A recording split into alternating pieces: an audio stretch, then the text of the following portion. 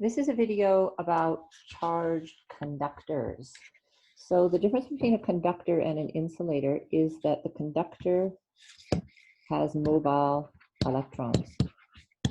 They're able to move around in the conducting material. Just think of it as metal.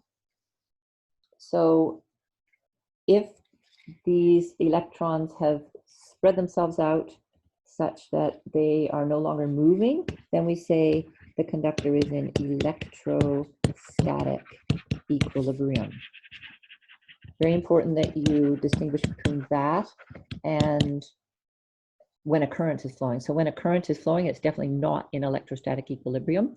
But for this chapter, we're going to just let any charge that's been put on a metal spread itself around, and then it's in equilibrium.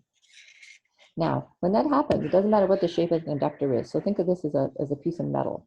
Maybe it has some pointy parts and some flatter parts. If you put charge on this piece of metal, the charge will all zoom around until, I mean, it may be negative, but I'll put positive, it looks better, until it's all on the surface. It will continue to push against adjacent charges until it's all on the surface. So that's very important. Charge resides on surface.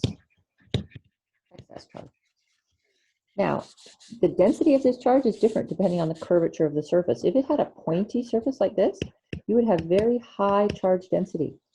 And this would be like having a lightning rod. And so you would have a very high electric field outside this pointy part. So this has high charge density, means large electric fields, which is why lightning rods basically attract the lightning, because they have a big electric field around them. If it's fairly flat like this down here, then that charge would not be very highly densely packed. It would be kind of spread out. Okay, so that's important. Now, because now it doesn't matter whether this is hollow or solid, the charge is still always going to be on the surface. So if you had a hollow sphere, like a Christmas tree ball that was hollow inside, and you put charge on it, the charge will still always just be on this outside surface. It will not be on, there's no charge here. No charge.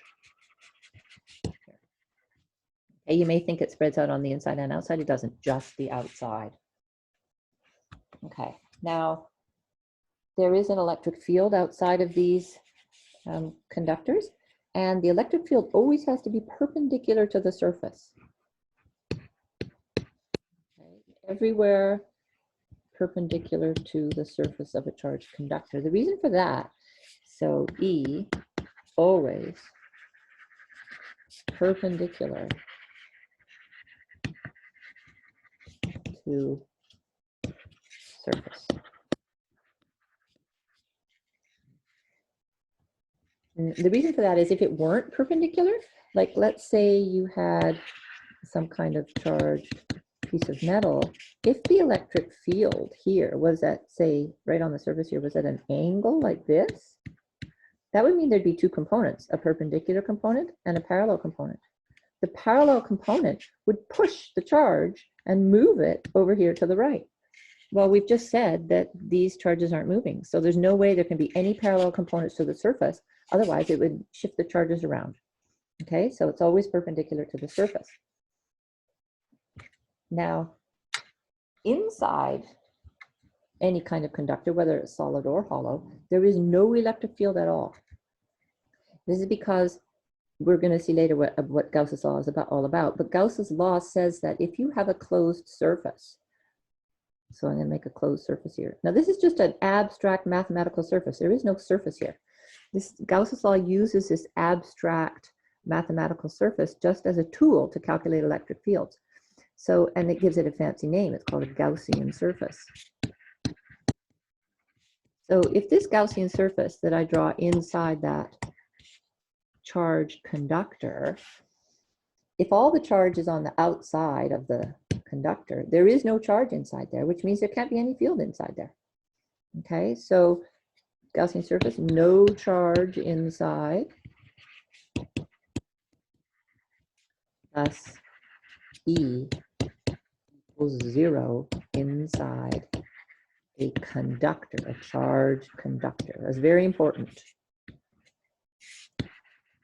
There's no electric field inside a charged conductor. It doesn't mean the voltage can't be non-zero in there, and we'll get to that in the next chapter, but the electric field inside a charged conductor is always 0 if it is in electrostatic equilibrium.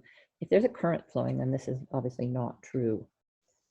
Okay, so that's an important point. Now, what they like to do are questions like this. You have this conducting sphere, you put a charge on it, and the charge all sits on the surface. That's fine. Now, you make this hollow, so you burrow out a hole in the middle and you make it hollow. And that's how it's going to sit. There is no charge on this inner surface here. However, what they want to do now, just to make life more complicated, is they put a charge inside here, some different charge. So this is Q1, and then they put a Q2 in here, like this, maybe a negative Q2. Now this changes everything. With that negative charge in this hole inside this hollow spherical conductor, suddenly what's going to happen is it's going to pull some of this positive charge from Q1. It's going to pull it over to this inner surface. And it's going to pull it over until an exact amount of positive charge equal to Q2 sits on this surface. So what's going to happen here, we're going to get plus Q2 induced, pulled over. Now, if you pull over Q2, you've lost this surface on the outside here. So now the net, what happens, the remaining charge on the outer surface would be Q1 minus Q2, because you have to, this Q2 in the center has pulled it away. That's on the surface. So there are a number of questions that ask you to do this calculation. So if you want to just have an example, let's say we start with, I don't know, 10 microcoulombs on the outside. Okay, that's how it sits. It's hollow. There's no electric field inside here. There's no electric field inside the hole. There's no electric field inside the metal. It just sits with 10 microcoulombs on the surface. Now, if I come along and put -4 inside the hole, so this is -4, now what's going to happen? Well, what's going to happen is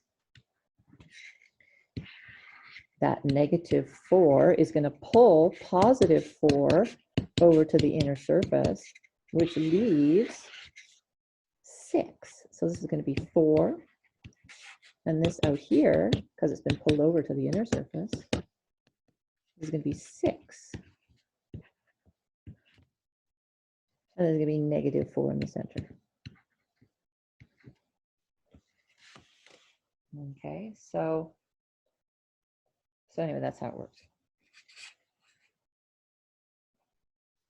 Okay, so that's the end of that video for now.